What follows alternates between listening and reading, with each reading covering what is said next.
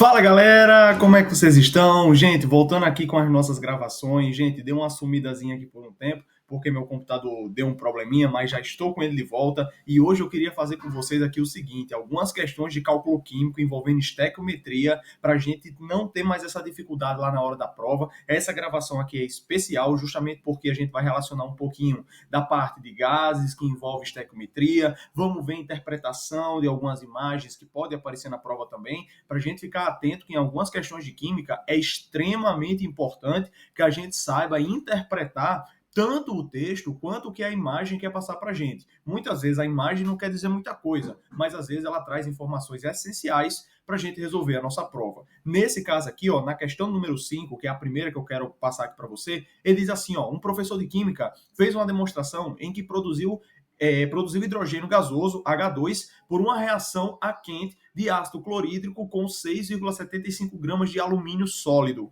sob forma de folhas amassadas. Aí ele colocou aqui o desenho para a gente. É um exemplo de que é apenas algo ilustrativo para a nossa reação, porque aqui está mostrando apenas a mistura de HCl e ácido clorídrico, ou a HCl e alumínio, tá? Liberando o nosso hidrogênio. Aí ele diz que a equação em que mostra esse processo é a seguinte. Ele diz aqui, ó, que um alumínio reage com 3 de HCl, formando cloreto de alumínio, e libera 3 meios de H2 gasoso. Aí ele vai e pergunta, considerando que o gás hidrogênio seja um gás ideal, que a massa molar do alumínio seja 27 gramas e que 1 litro equivale a 10 elevado a 3 metros cúbicos, adote para a constante universal do que é o R 8 joules por mol Kelvin, supondo que todo o gás hidrogênio produzido nessa reação seja armazenado a uma temperatura constante de 27 graus em um recipiente rígido com volume de 10 litros, a quantidade de hidrogênio produzida nessas condições ficaria submetida a uma pressão de... Vamos lá, primeiramente, pessoal, ele colocou aqui para a gente calcular a pressão do nosso sistema. Primeiramente,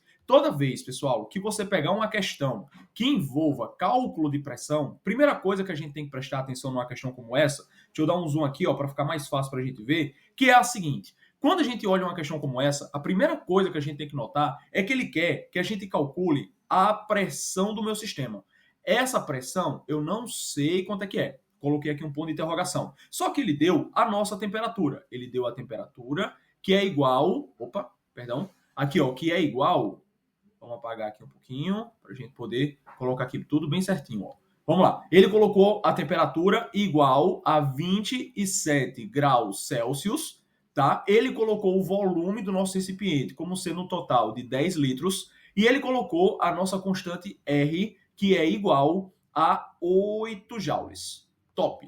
Vamos lá. Primeiramente, se ele quer calcular a pressão, a gente precisa entender qual é o método que a gente deve utilizar para poder calcular a pressão utilizando esses valores aqui, nessas variáveis que nós temos. Nesse caso aqui, utilizando temperatura, volume e o R, gente, o que mata essa questão é esse R. Porque toda vez que ele usa o R, é porque o R é a constante geral dos gases, que é utilizada na equação de Clapeyron. Então a gente tem aquela famosa fórmula PV igual a NRT.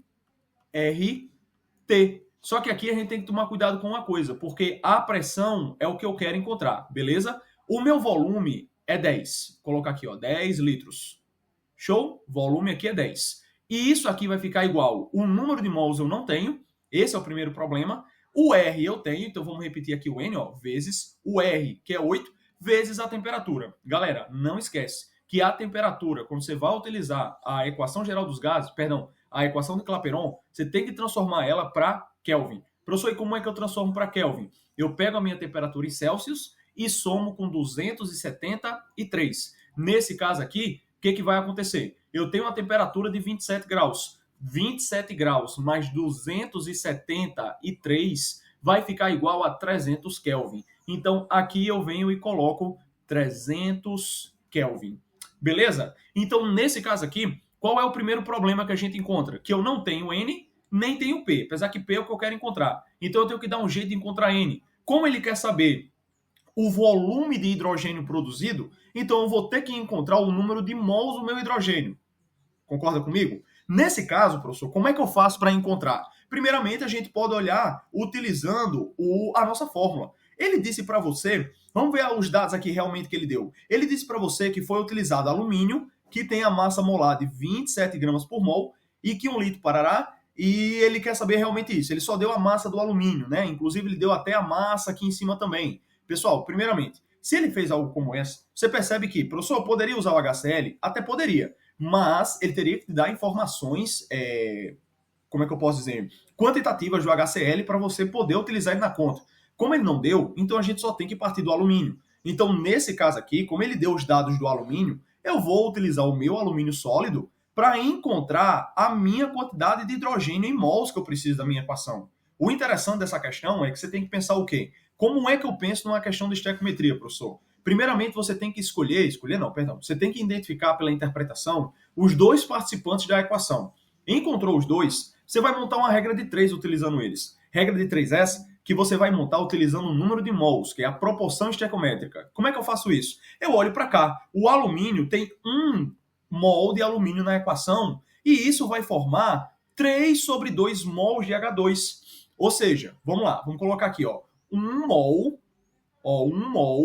de alumínio forma 3, vou nem colocar 3 sobre 2, para não dificultar, né, que não é essa dificuldade toda, mas para melhorar o nosso cálculo, facilitar a nossa vida, 3 sobre 2 não é a mesma coisa que 1,5, então eu vou colocar aqui, 1,5 mol de quê? De H2. Ou seja, eu peguei 1 mol de alumínio e eu sei que pela equação eu formo 3 mols de H2. Show? Isso vai ser sempre assim. Se fosse de HCl para hidrogênio, 3 mols de HCl forma 3 sobre 2, ou 1,5 de H2. Como ele me deu a massa de alumínio, eu vou utilizar o lado do alumínio todo em massa. E como eu quero encontrar o número de mols de hidrogênio, eu vou utilizar o lado do hidrogênio apenas em mol. Então, nesse caso aqui, quanto é que pesa 1 mol de alumínio? 1 mol de alumínio, se eu colocar na balança, vai me pesar 27 gramas, que foi o que foi dado aqui, Beleza. Esse 27 gramas vai formar aqui, 1,5 mol de H2. Bacana? Aí agora, peraí, deixa eu só aumentar aqui um pouquinho a caneta, só para ficar melhor escrever. Pronto, vamos lá. Eu sei que 27 gramas vai formar 1,5 mol de H2. Quanta massa de hidrogênio de alumínio eu utilizei? Utilizei essa daqui, Utilizei 6,75. Então, quando eu tenho 6,75 gramas, quantos mols de hidrogênio eu vou produzir? X. Bacana? Então, quando eu calcular esse X aqui, eu fiz essa continha aqui para ajudar a gente, para ficar um pouco mais dinâmico, você vai ver que essa conta vai dar 0,37 mol. Ou seja, calculei esse valor e deu 0,37 mol. Ou seja, a quantidade em mols equivalente que foi liberada foi de 0,37. Então eu acabei de encontrar o meu número de mols na minha equação. Aí agora eu venho para cá e coloco aqui, pressão vezes 10 vai ficar igual a 0,37 que multiplica 8, que multiplica 300. Quando você passar esse 10 que está multiplicando, dividindo, você vai ver que a pressão vai dar um valor igual a 90 mil. Beleza? Vai dar um valor igual... 90 mil. Beleza. 90 mil o quê, professor? 90 mil ATM. Show? Nesse caso aí, o que acontece? Porque a pressão vai sair em ATM. Bacana? Aí o que acontece? Quando você fizer isso aqui, vamos lá para as nossas alternativas para a gente ver o que resta aqui para a gente. Olha só, pessoal. Nesse caso aqui, você percebe que... Deixa eu subir aqui de novo. Perceba que o nosso resultado deu igual a 90 mil. Nesse caso aqui, o que acontece? 90 mil não tem o resultado lá em número assim. Então a gente transforma isso para notação científica. Concorda comigo que nesse caso aqui vai ficar igual a quanto? Vai ficar igual a 9 vezes 10 elevado a 4. Bacana? Então o gabarito da nossa primeira questão é a letra D. Top, pessoal. Questãozinha extremamente importante para qualquer vestibular. Clapeyron cai pra caramba em prova e a gente tem que tomar muito cuidado com questões como essa. Bacana? Falou de R, falou de cálculo de V, cálculo de P. Normalmente, se ele desse R, você vai usar Clapeyron em algum momento da sua vida. Caso ele não dê o N, você parte para equação molecular, para equação química, para você encontrar o N que você precisa. Top? Vamos para a próxima.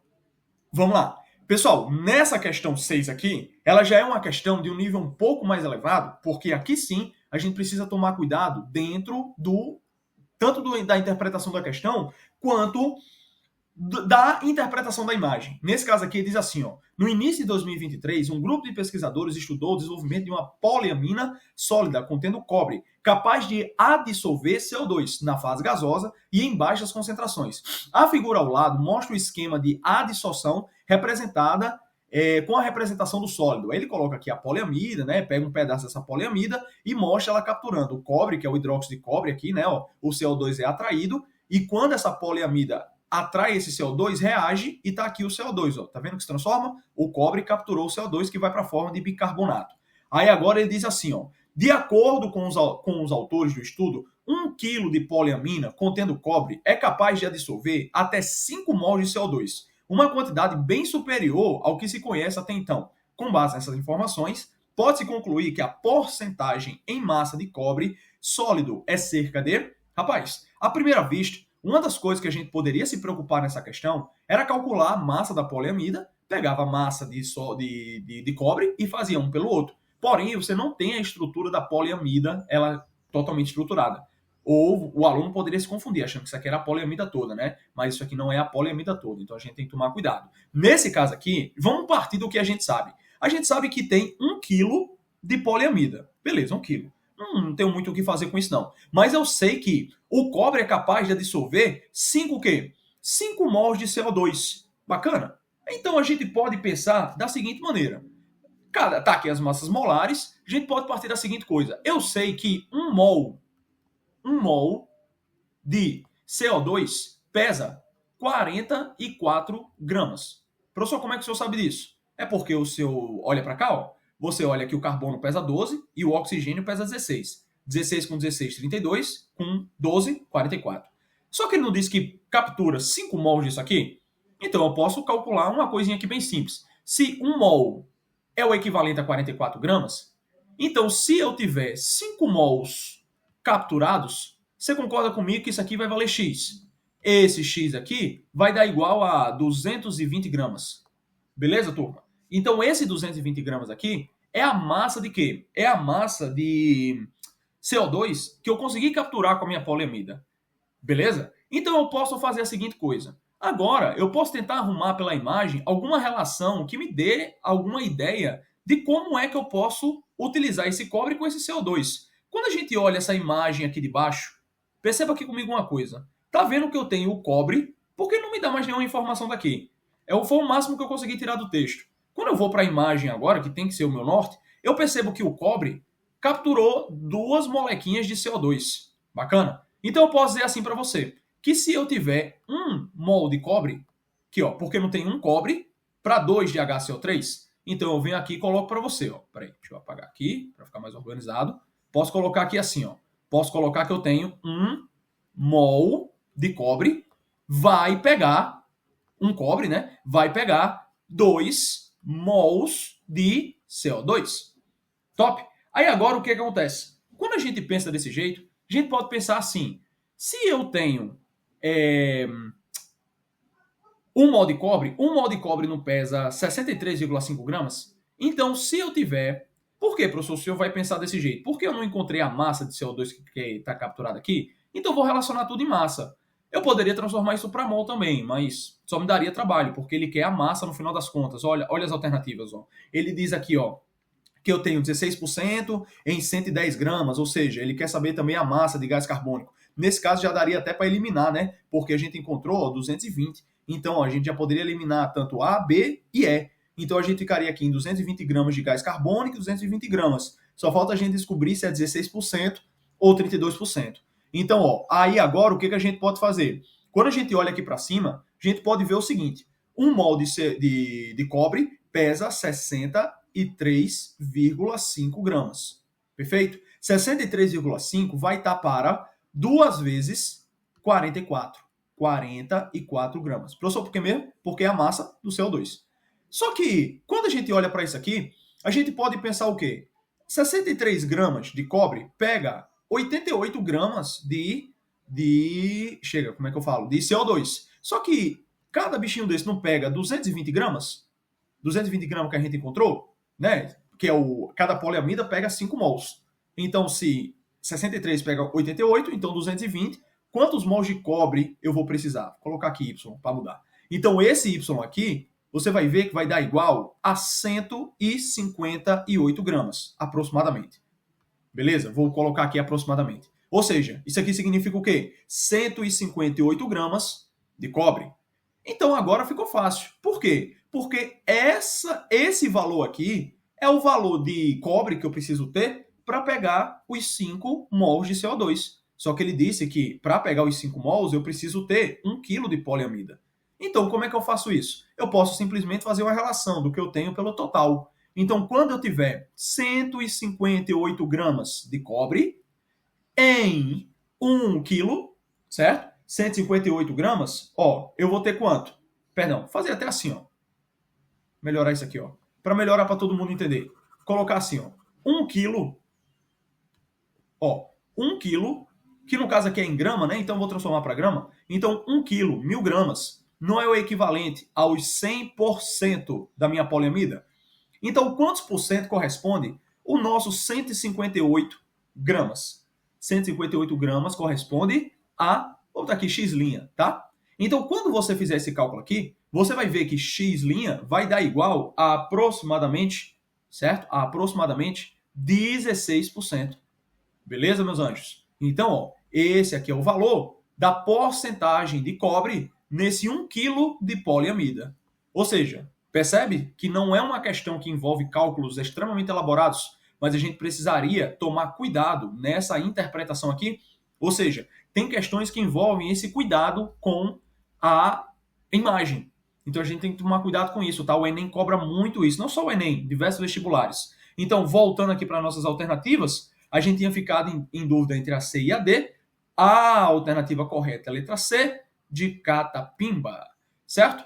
Gabarito correto, 16% de 1 quilo. Bacana, pessoal? Gente, queria resolver com vocês hoje essas duas questõezinhas. Depois vou gravar mais um vídeo para vocês resolvendo mais questões envolvendo cálculo químico, tá? Tanto de solução quanto de eletroquímica. A gente se vê na próxima. Valeu, galera!